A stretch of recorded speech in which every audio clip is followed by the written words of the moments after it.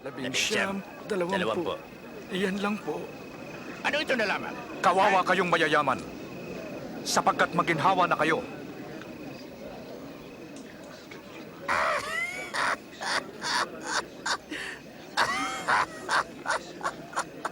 Ayaw niyang yumaman. Isa siyang baliw.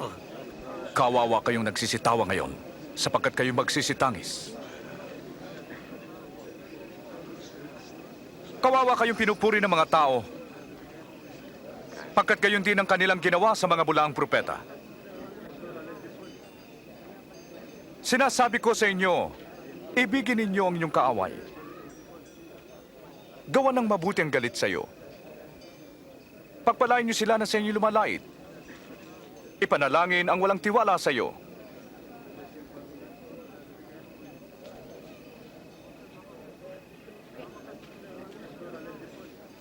Pag sinampal ka sa isang pisngi, iharap pa rin ang kabila.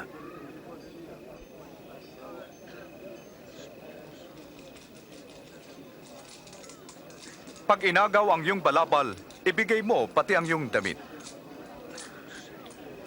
Bigyan ang humihingi sa iyo. At pag kinuha ang ari-arian mo, huwag mo nang bawiin pa.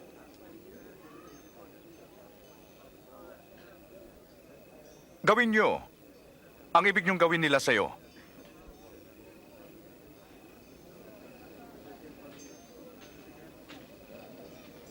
Kung mahal mo lang ang umiibig sa iyo, bakit ka gagantimpalaan?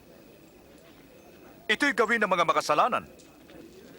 Kung mabuti ka doon sa mabuti lang sa iyo, bakit ka pagpapalain? Ginagawa rin ito ng mga makasalanan? Hindi na siya nangiming hawakan. At kinausap pa. Nakasusuklam.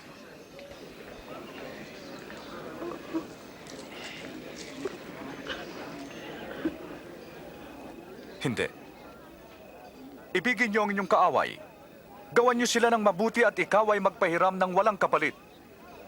Sa gayon malaki ang inyong gantimpala dahil tatawagin kayong mga anak ng Diyos. Sapagkat mabuti siya sa mga masasama. Mahabag kayo, gaya ng inyong amang nasa langit.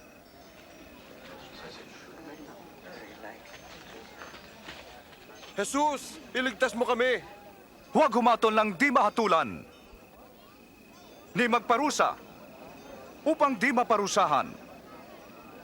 Magpatawad, at kayo'y patatawarin. Patnubayan niyo kami, Panginoon.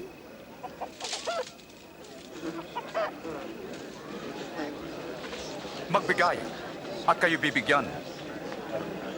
Pagkat anumang gawin mo sa iba ay gagawin din sa iyo.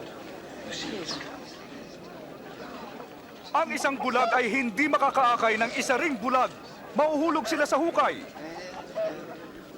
Bakit mo tinitingnan ang puwing ng iba, ngunit di mo pinapansin ang dumi sa iyong mata?